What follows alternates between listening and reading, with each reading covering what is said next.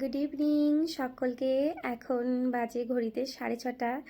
আর কিছু সন্ধে হলেই তো প্রতিদিন কিছু না কিছু খেতে ইচ্ছে করে, মানে মুখরোচক খাবার। আর এখন আমি আমার মেয়ে, ছেলে আর আমার জন্য একটু পাস্তা বানাবো। তা আমি কিভাবে আজকে পাস্তাটা তৈরি করছি সেটাই তোমাদের সঙ্গে ছোট্ট করে শেয়ার করি, চলো। তো পাস্তার জন্য যা যা উপকরণ আমি নিয়েছি সেটা তোমাদের প্রথমে দেখিয়ে দিই।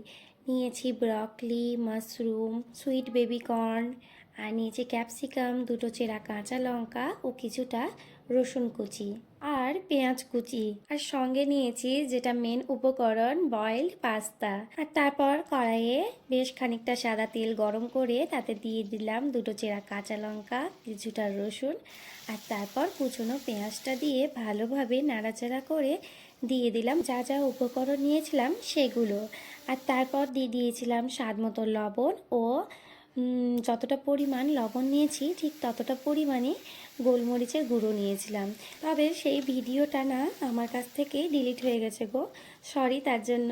তারপর ভালোভাবে পাস্তাটা নাড়াচাড়া করে সবজির সঙ্গে মিশিয়ে নিয়ে দিয়ে দিয়েছিলাম কিছুটা সয়া সস আর কিছুটা শেজওয়ান সস ও টমেটো ক্যাচাপ। আর এখানে আমি শেজওয়ান সস ও টমেটো ক্যাচাপটা নিজের টেস্ট অনুযায়ী দিয়েছি। তারপর ভালোভাবে পাস্তার মধ্যে মিশিয়ে হাই ফ্লেমে ভেজে নিয়ে তৈরি করে নিলাম আজকের সন্ধ্যের স্পেশাল, মাম্মা স্পেশাল পাস্তা, যেটা আমার ও আমার মেয়ের ভীষণই পছন্দের। আজ আসি, তোমরা সবাই খুব ভালো থেকো।